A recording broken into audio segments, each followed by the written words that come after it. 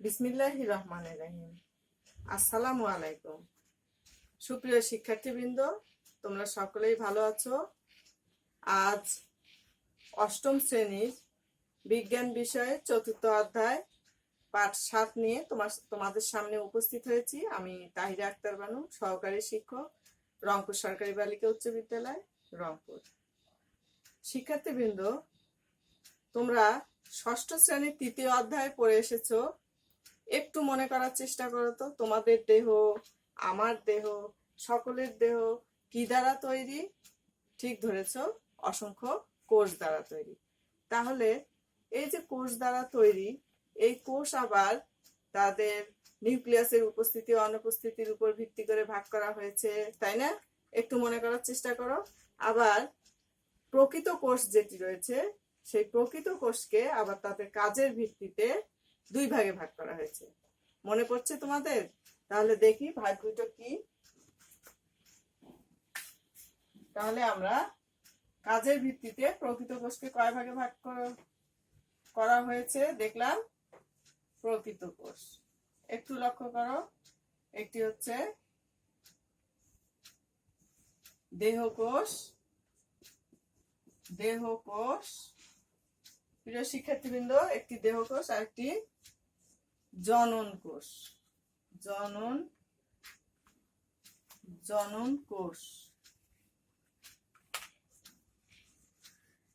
কোষ gamete, GAMET, gamete. তাহলে দেখো প্রিয় শিক্ষার্থীবৃন্দ, এই যে জনন কোষ, এই জনন কোষ আবার দুই ধরনের জনন কোষ রয়েছে, তাই না? একটি হচ্ছে, মনে করার চেষ্টা করো, একটি পুং গ্যামেট বা পুং জনন কোষ, পুং জনন কোষ। আরেকটি হচ্ছে কি, স্ত্রী জনন কোষ, তাই না? স্ত্রী জনন কোষ। প্রিয় শিক্ষার্থীবৃন্দ, এবার একটু মনে করার চেষ্টা করো তো, এই যে পুং জনন কোষ এবং স্ত্রী জনন কোষ, এই দুটি কোষের পরিপূর্ণভাবে মিলনকে কি বলা যায়? হ্যাঁ, ঠিক ধরেছো, নিষিক্তকরণ, তাই না? নিষিক্তকরণ। এই যে পরিপূর্ণভাবে মিলিত হওয়াটাকে কি বলা হচ্ছে? নিষিক্তকরণ। তাহলে আজকে আমাদের পাঠের বিষয় হচ্ছে নিষিক্তকরণ। প্রিয় শিক্ষার্থীবৃন্দ, তোমরা সকলেই খাতায় লিখে নাও, আজকে আমাদের পাঠের বিষয় নিষিক্তকরণ। নিষিক্তকরণ লিখে নিয়েছো সবাই? এখন তাহলে তোমরা দেখতে পেলে যে পুং গ্যামেট এবং স্ত্রী গ্যামেটের পরিপূর্ণভাবে মিলিত হওয়াকেই কি বলা হচ্ছে? নিষিক্তকরণ। এবার এই যে, তাহলে দেখো নিষিক্তকরণের পূর্ব শর্তটা কি? জনন কোষ সৃষ্টি, তাই না? জনন কোষ সৃষ্টি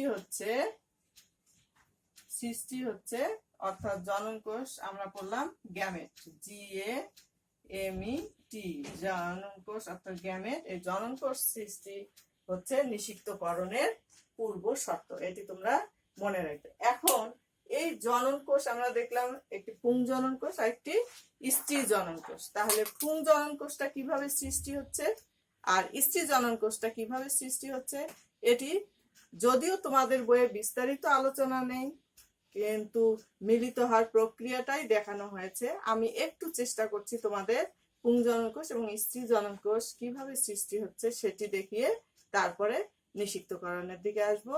তো প্রিয় শিক্ষার্থীবৃন্দ, এটি মনে রাখবে, তোমাদের কিন্তু নবম দশম শ্রেণীতে এই অধ্যায়টি খুবই ইম্পর্টেন্ট। বিশেষ করে আজকের যে অংশটুকু পড়াবো সেটি আরো গুরুত্বপূর্ণ। সেই জন্য তোমরা মনোযোগ সহকারে ক্লাসটি দেখবে এবং মনে রাখার চেষ্টা করবে। তাহলে নবম দশম শ্রেণীতে উঠে কিন্তু তোমাদের খুব সহজ হয়ে যাবে, যে এটি তো আমরা পড়ে এসেছি। তো প্রিয় শিক্ষার্থীবৃন্দ, এখন একটু আলোচনা করছি আমি যে কিভাবে পুং গ্যামেট এবং স্ত্রী গ্যামেট সৃষ্টি হয়। এটি কিন্তু তোমরা আরো ডিটেলস জানবে নবম দশম শ্রেণীতে। দেখো, তোমরা জানো পরাগধানীতে কি রয়েছে? পরাগ রেণু, তাই না? পরাগধানীতে পরাগ রেণু রয়েছে। এটি মনে করো পরাগ রেণু। এটি কি? পরাগ রেণু। এই পরাগ রেণুর মধ্যে নিউক্লিয়াস রয়েছে। এটি যদি আমরা একটু দেখি, এখানে নিউক্লিয়াস রয়েছে। দেখো, এটি হচ্ছে, এগুলো তোমরা হয়তো বলবে যে ম্যাডাম এটা তো আমাদের বইয়ে নেই। আসলে তোমাদের অষ্টম শ্রেণীতে এটি নেই, কিন্তু আমি তোমাদের জানার জন্য একটু আলোচনা করে নিচ্ছি। তোমরা নবম দশম শ্রেণীতে এটি বিস্তারিত জানবে। এটি হচ্ছে নালিকা নিউক্লিয়াস। নালিকা নিউক্লিয়াস, নালিকা কোষ। আর এটি হচ্ছে তোমার জেনারেটিভ বা জনন নিউক্লিয়াস।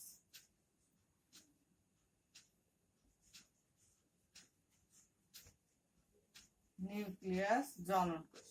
এই যে দেখো, নালিকা নিউক্লিয়াস যেটি রয়েছে, এটি কি করবে? একটা নালিকা তৈরি করবে। এই নালিকাটার নাম হলো পরাগ নালিকা। কি নাম?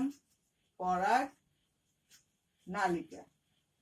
এই পরাগ নালিকা। আর এই যে জেনারেটিভ বা জনন নিউক্লিয়াস যেটি রয়েছে, এটি কি করবে? দুটি কোষ সৃষ্টি করবে। সেটি হচ্ছে পুংগ্যামেট। এটিকে কি বলা হচ্ছে? পুং জনন কোষ বা পুং গ্যামেট। তাহলে দেখো, এভাবেই কিন্তু কি তৈরি হলো? পুংগ্যামেট সৃষ্টি হলো। প্রিয় শিক্ষার্থীবৃন্দ, আমরা জেনে নিলাম কিভাবে পুংগ্যামেট সৃষ্টি হয়। এবার স্ত্রী গ্যামেট বা স্ত্রী জনন কোষ কিভাবে সৃষ্টি হয় একটু দেখে নেই। দেখো, এখানে হচ্ছে স্ত্রী রেণু মাতৃকোষ রয়েছে। দেখো, ডিম্বক রন্ধ্রের কাছে স্ত্রী রেণু মাতৃকোষ রয়েছে একটা। সেই এটি হচ্ছে স্ত্রী রেণু মাতৃকোষ। এই স্ত্রী রেণু মাতৃকোষের মধ্যে মাতৃকোষটি বড় হয়। এখানে নিউক্লিয়াস বড় থাকে এবং সাইটোপ্লাজম আকারে ঘন হয়ে থাকে। এর যে এই কোষটি দেখো, মিওসিস বিভাজনের মাধ্যমে কয়টি কোষে পরিণত হয়? 4টি কোষে পরিণত হয়। এই 4টি কোষের মধ্যে আবার দেখো, এই 3টি নষ্ট হয়ে যায়। 3টি কি হয়? এই যে 4টি কোষ রয়েছে, এই 3টি নষ্ট হয়ে যায়। নষ্ট হয়ে যায়, আর একটি কোষ থাকে। এই কোষটি বড় হয়ে ভ্রূণথলি গঠন করে। দেখো, কোষটি বড় হলো হয়ে এটি হচ্ছে ভ্রূণথলি। ভ্রূণথলি গঠন করে। আর এই যে নিউক্লিয়াসটি রয়েছে, এই নিউক্লিয়াসটি বিভাজিত হয়ে, এই নিউক্লিয়াসটি কি হয়? বিভাজিত হয়ে 2টি নিউক্লিয়াসে পরিণত হয়, যা ভ্রূণথলির 2 দিকে চলে যায়। এরপরে কি হয়? দেখো, এই 2টি থেকে আবার পর্যায়ক্রমে বিভাজিত হয়ে কি হয়? পরপর 2বার বিভাজিত হয়ে 2টি থেকে 1টি থেকে 2টি, 2টি থেকে 4টি, 4টি থেকে মোট 8টি। তাহলে এই 2টা থেকে আবার কয়টা হবে? 1 2 3 4, আবার 1 2 3 4, এই 4টি। এই 4টি মোট 8টি নিউক্লিয়াস হলো। এখন দেখো, এই 8টি নিউক্লিয়াস আবার কি হবে? প্রত্যেক মেরু থেকে একটি করে নিউক্লিয়াস কোথায় আসবে? এই মাঝ বরাবর চলে আসবে।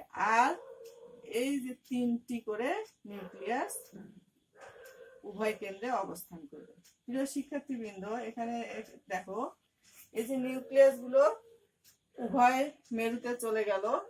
এখন এখানে প্রত্যেক নিউক্লিয়াসের চারদিকে সামান্য পরিমাণ সাইটোপ্লাজম কি হবে? জমা হয়ে কোষ তৈরি করবে। দেখো, এখানে 3টি কোষ তৈরি করলো, আবার এখানে 3টি কোষ। এর মধ্যে মাঝের যে কোষটি রয়েছে ডিম্বক রন্ধ্রের দিকে, মাঝের কোষটিকেই বলা হচ্ছে, আমি আর একটু ক্লিয়ার করে দিচ্ছি তোমাদের। দেখো, এই যে মাঝের যে কোষটি রয়েছে, এটি হচ্ছে ডিম্বাণু। ডিম্বাণু বা স্ত্রী জনন কোষ বা গ্যামেট। স্ত্রী গ্যামেট। এইভাবে কিন্তু স্ত্রী গ্যামেট সৃষ্টি হলো, বা ডিম্বাণু বা এইভাবে ডিম্বাণু বা স্টিগ্যামেট সৃষ্টি হলো। আমি জাস্ট তোমাদেরকে বোঝানোর জন্য একটু বললাম যে যেহেতু আমরা জানি যে নিষিক্তকরণের পূর্ব শর্তই হচ্ছে জনন কোষ সৃষ্টি, তার মানে স্ত্রী জনন কোষ এবং পুংজনন কোষ সৃষ্টি হতে হবে। তাহলে পুংজনন কোষ কিভাবে সৃষ্টি হলো আমরা দেখে নিলাম। এরপর স্ত্রী জনন কোষও কিভাবে সৃষ্টি হলো, দেখো এই যে স্ত্রী জনন গ্যামেট সৃষ্টি হয়ে গেল। এই এখন আমরা দেখব কিভাবে এই পুং গ্যামেট এবং স্ত্রী গ্যামেট পরিপূর্ণভাবে মিলিত হয়। কেমন?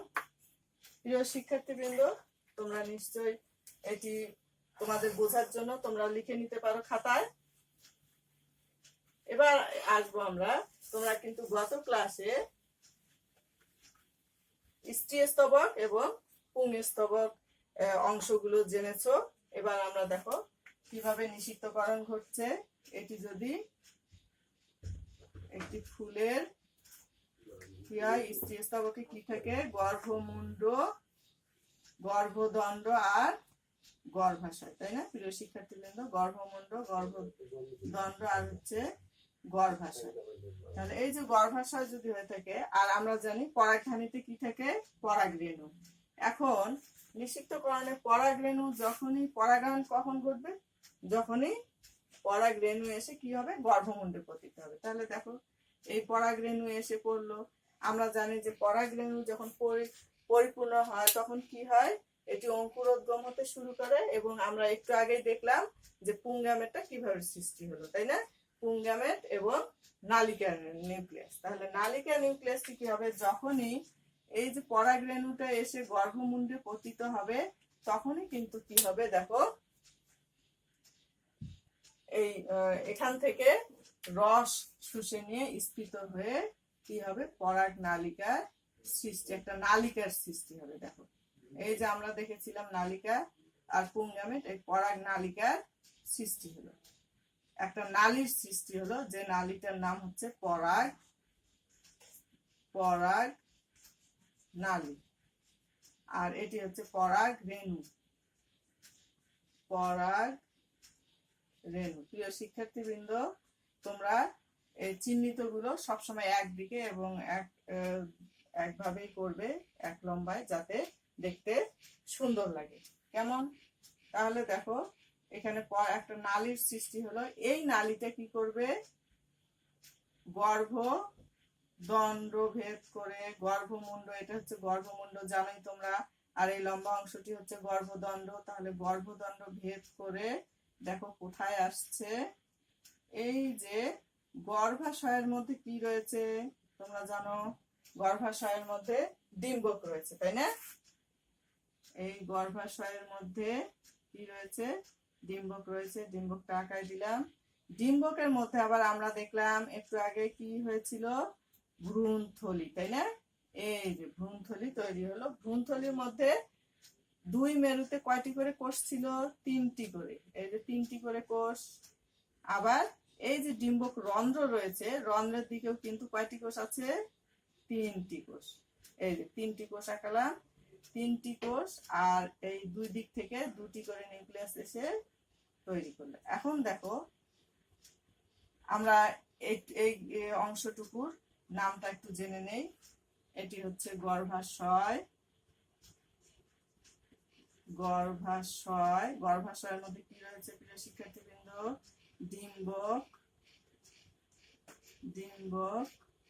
এরপরে এই অংশটুকু হচ্ছে ভ্রূণথলি।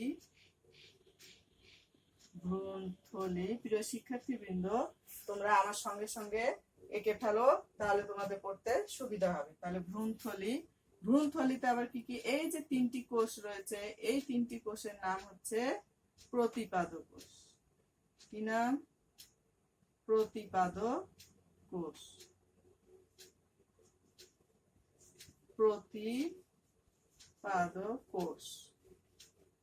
এরপরে দেখো এই যে 2টা নিউক্লিয়াস দেখতে পাচ্ছ, এই 2টা নিউক্লিয়াসের নাম হচ্ছে গৌণ নিউক্লিয়াস।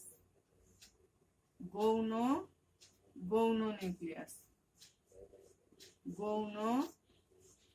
নিউক্লিয়াস। নামগুলো তোমরা একটু পড়লেই মনে থাকবে, 2-3 বার বা কয়েকবার পড়লেই মনে থাকবে। এরপরে দেখো এই যে ডিম্বক রন্ধ্র, এই রন্ধ্রের কাছে মাঝের যে বড় কোষটি সেটি হচ্ছে ডিম্বাণু। কি নাম? ডিম্বাণু বা স্ত্রী জনন কোষ, তাই না? ডিম্বাণু বা স্ত্রী জনন কোষ। আর এই ডিম্বাণুর পাশের যে দুটি কোষ রয়েছে সেটি হচ্ছে সহকারী বা সহযোগী কোষ। এই পাশের দুটি কোষকে বলা হচ্ছে সহযোগী কোষ বা সহকারী কোষ। তাহলে এখন দেখো শিক্ষার্থীবৃন্দ, যখনই আমার এই যে পরাগ নালীটি ডিম্বক রন্ধ্রের কাছে চলে আসলো তখনই কি হলো, এটি ফেটে গেল। ফেটে গিয়ে এই যে পুংগামেট স্ত্রীগামেট আমি পূর্বে দেখিয়েছিলাম তোমাদের, পুংগামেট কয়টি তৈরি হলো? পুংগামেট দুটি তৈরি হলো। এই দুটি পুংগামেটে একটি এসে এই যে ডিম্বাণুর সঙ্গে মিলিত হবে, আর আরেকটি এসে গৌণ নিউক্লিয়াসের সঙ্গে মিলিত হবে। প্রিয় শিক্ষার্থীবৃন্দ, এই যে মিলন পুংগামেট এবং স্ত্রীগামেটের, এটি হচ্ছে নিষিক্তকরণ। মিলিত হওয়ার প্রক্রিয়াটাই হচ্ছে নিষিক্তকরণ। আর এই যখন নিষিক্তকরণ হয়ে যাবে তখন কিন্তু কি হবে, এই গর্ভাশয় কি হবে, উদ্দীপ্ত হবে এবং ফুলে যাবে। ফলে কি হবে, সেটি ফলে পরিণত হবে। গর্ভাশয়টি ফলে পরিণত হবে এবং ডিম্বক যেটি রয়েছে, এই যে ডিম্বক বললাম আমি, ডিম্বকটি কি হবে, বীজে পরিণত হবে। গর্ভাশয় হচ্ছে এটি, গর্ভাশয়টি কিসে পরিণত হবে, তাহলে ফলে পরিণত হবে, আর ডিম্বকটি বীজে পরিণত হবে। তোমাদের বইয়ে দেখো, তাহলে আমরা চিত্র কি লিখতে পারি, নিষিক্তকরণ প্রক্রিয়া। চিত্র নিষিক্তকরণ প্রক্রিয়া, তাই না? এটি তোমাদের বইয়ে বড় করে দেখিয়েছে। আমি কি বড় করে আঁকাবো?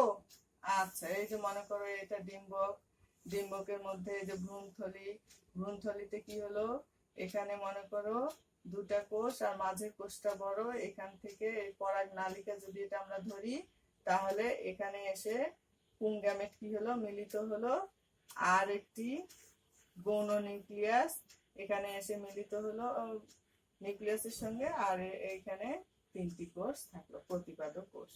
এটি তোমাদের বইয়ে দেওয়া আছে। এটি হচ্ছে প্রতিপাদক কোষ। এরপরে এটি হচ্ছে গৌণ নিউক্লিয়াস,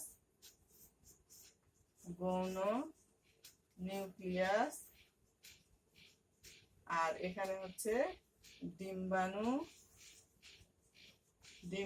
প্রিয় শিক্ষার্থীবৃন্দ, তোমরা নিশ্চয়ই বুঝতে পেরেছো ডিম্বাণু।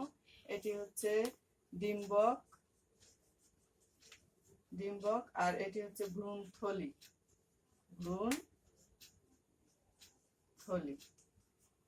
ডিম্বক আর ডিম্বাণু কিন্তু মিলিয়ে ফেলবে না। কেমন? ডিম্বাণু হচ্ছে স্ত্রী জনন কোষ, আর ডিম্বক এটি তো তোমাদের গর্ভাশয়ে থাকবে। এই ডিম্বকটা কিসে পরিণত হবে, বীজে পরিণত হবে। তাহলে প্রিয় শিক্ষার্থীবৃন্দ, আমরা এবার তোমাদেরকে একটি ভিডিও দেখাবো। সবাই রেডি আছো তো? প্রিয় শিক্ষার্থীবৃন্দ, আমরা এখন ভিডিওটি লক্ষ্য করব। দেখো, এখানে সপুষ্পক উদ্ভিদ দেখতে পাচ্ছ। প্রিয় শিক্ষার্থীবৃন্দ, তোমরা দেখো এখানে, প্রিয় শিক্ষার্থীবৃন্দ এখানে তোমরা একটি ফুল দেখতে পাচ্ছ। দেখো এখানে এটি কিন্তু পুংস্তবক এবং স্ত্রীস্তবক উভয়ই রয়েছে, তাই না? তাহলে দেখো এখানে কিভাবে নিষিক্তকরণ ঘটছে, আমরা একটু ভিডিওটি লক্ষ্য করি।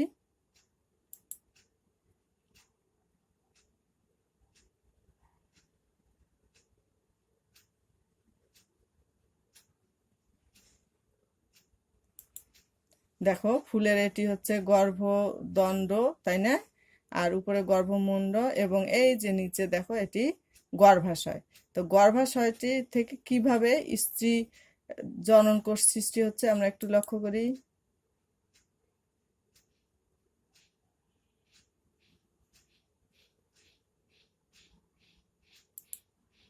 প্রিয় শিক্ষার্থীবৃন্দ, তোমাদেরকে বলেছিলাম যে ডিম্বক রন্ধ্রের কাছে একটি কোষ বড় হয়, সেই কোষটি কি কি হয় দেখো, বিভাজিত হয়ে 4টি কোষের সৃষ্টি করে। তার মধ্যে প্রথমে 2টি, তারপরে দেখো আরো 2টি হবে, 4টি হবে। দেখো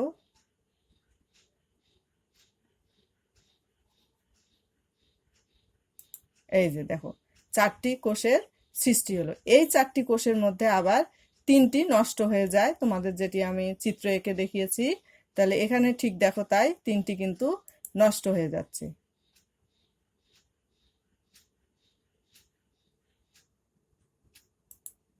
3টি নষ্ট হয়ে গেল এবং একটি কোষ থেকে গেল। এই একটি কোষই কিন্তু বড় হয়ে কি করবে, ভ্রূণথলি গঠন করবে। দেখো সেটি কি হয়, আমরা আবার দেখি। এই যে ভ্রূণথলি গঠন করলো এবং এই যে নিউক্লিয়াসটি রয়েছে, এই নিউক্লিয়াসটি প্রথমে দেখো 2টা হলো, একটির থেকে 2টা, তারপরে 2টার থেকে কয়টা হবে, তোমরা দেখেছিলে 4টি হলো, 4টির থেকে কয়টা হবে, আবার এই 2টি করে 2 মেরুতে চলে গেল এবং 2টি থেকে 2টি করে মোট 8টি নিউক্লিয়াস তৈরি হলো। এই 8টি নিউক্লিয়াসের 2টি কিন্তু কোথায় আসলো দেখো, মাঝ বরাবর চলে আসলো, আর 3টি করে 2 প্রান্তে চলে গেল। এখানে আবার সামান্য সাইটোপ্লাজম মিলে কিন্তু কোষ তৈরি হলো। দেখো প্রত্যেকটা 3টি কোষ, এদের নাম কি, প্রতিপাদ কোষ। এই 3টি কোষের নাম হচ্ছে প্রতিপাদ কোষ। এটি হচ্ছে গৌণ নিউক্লিয়াস। এবং এই যে ডিম্বক রন্ধ্রের দিকে দেখো 3টি কোষের মধ্যে একটি কিন্তু বড় এবং কালার রঙিন, এটি হচ্ছে ডিম্বাণু বা স্ত্রী জনন কোষ। কেমন তাহলে, আর এই 2টির নাম হচ্ছে সাহায্যকারী কোষ। তাহলে দেখো এখানে স্ত্রী জনন কোষ আমরা পেয়ে গেলাম, অর্থাৎ তৈরি হয়ে গেল স্ত্রী জনন কোষ। এবারে পরাগরেণু, তাই না, পরাগরেণু থেকে কি হবে, 2টা নিউক্লিয়াস তৈরি হবে। তোমরা দেখেছো, এই যে আমরা দেখি এই যে পরাগধানের মধ্যে কি হচ্ছে, পরাগথলিতে কি রয়েছে দেখো, এই যে পরাগরেণু। পরাগরেণু নিউক্লিয়াস আবার 2টি ভাগে, এই যে জেনারেটিভ নিউক্লিয়াস আর একটি টিউব নিউক্লিয়াস। এই অবস্থাতেই এরা কি হয় দেখো, এই পরাগরেণুটি কোথায় গিয়ে পড়বে, এই গর্ভমুণ্ডে এসে পতিত হবে। দেখো পরাগরেণুটি যদিও এখানে বড় দেখাচ্ছে, তাই না, আসলে কি এত বড় তা কিন্তু না। এই এখানে এসে দেখো গর্ভমুণ্ডে পতিত হলো। পতিত হওয়ার সঙ্গে সঙ্গে কি হলো, শুষে নিয়ে এরা কি করলো, স্ফীত হয়ে ফেটে গিয়ে দেখো পরাগ নালিকা তৈরি করলো। এবং এই যে পুংগ্যামেটটি কি হলো, 2টি পুংগ্যামেট, জনন কোষটি 2টি পুংগ্যামেট কিন্তু তৈরি করলো। অর্থাৎ জেনারেটিভ কোষ যেটি ছিল সেটি যে 2টি পুং জনন কোষ সৃষ্টি করলো। দেখো জেনারেটিভ কোষটি এসে কি হবে দেখো, এখন গর্ভদণ্ড ভেদ করে গর্ভাশয়ের ডিম্বকে এসে, ডিম্বক রন্ধ্রের কাছে এসে দেখো এই যে মিলিত হলো একটা ডিম্বাণুর সঙ্গে, আর একটি পুংগ্যামেট এসে কোথায় মিলিত হবে, এই যে দেখো আরেকটি পুংগ্যামেট এসে মিলিত হলো গৌণ নিউক্লিয়াসের সঙ্গে। এই যে মিলিত হয়, এই হওয়াটাকেই বলা হচ্ছে নিষিক্তকরণ। এইভাবেই নিষিক্তকরণ হয় এবং এর ফলে উদ্দীপ্ত হয়ে কি হয়, এই গর্ভাশয় ফলে পরিণত হয়, ডিম্বক বীজে পরিণত হয়, তাই না। তাহলে আমরা এই ভিডিওটি দেখলাম, এরপরে প্রিয় শিক্ষার্থীবৃন্দ, তোমরা নিশ্চয়ই আমার চিত্রের সঙ্গে ভিডিওটি মিলিয়ে নিলে। প্রিয় শিক্ষার্থীবৃন্দ, তাহলে তোমরা ভিডিওটি দেখলে এবং আমি মনে করি এর মাধ্যমে তোমাদের পুরো নিষিদ্ধকরণ ব্যাপারটি তোমাদের কাছে ক্লিয়ার হয়ে গেছে এবং তোমরা এটি মনে রাখবে এবং ভবিষ্যতে আশা করি ভুলবে না তোমরা। তো এবার বাড়ির কাজ তোমাদের দিয়ে দিচ্ছি। তোমরা নিষিদ্ধকরণ প্রক্রিয়াটি, বাড়ির কাজ লিখে নাও। বাড়ির কাজ, নিষিক্তকরণ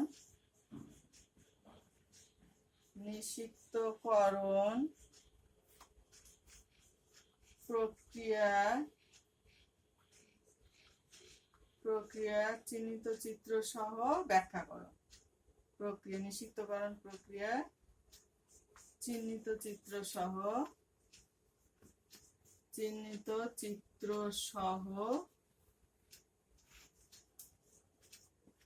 ব্যাখ্যা করো। প্রিয় শিক্ষার্থীবৃন্দ, তোমরা এটি বাসায়। আর যেহেতু আমরা জীববিজ্ঞান পড়ছি, অবশ্যই আমাদেরকে চিত্র আঁকতে হবে, সুন্দর করে চিহ্নিত করতে হবে এবং বুঝে পড়তে হবে। তাহলে এই যে নিষিক্তকরণ প্রক্রিয়াটি কিভাবে ঘটছে তোমাদের বইয়ে সুন্দর করে ছবি দেওয়া আছে, তোমরা ছবিটি আঁকাবে।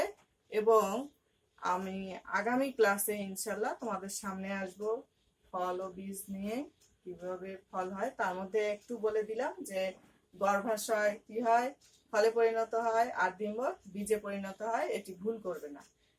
তো ভালো থাকো সবাই, সুস্থ থাকো। তোমরা সবাই ভালো থাকো, সুস্থ থাকো এবং আমাদের নিয়মিত ক্লাসগুলো তোমরা দেখবে আশা রাখি। এই আশাবাদ ব্যক্ত করে আমি তোমাদের কাছে বিদায় নিচ্ছি। আল্লাহ হাফেজ।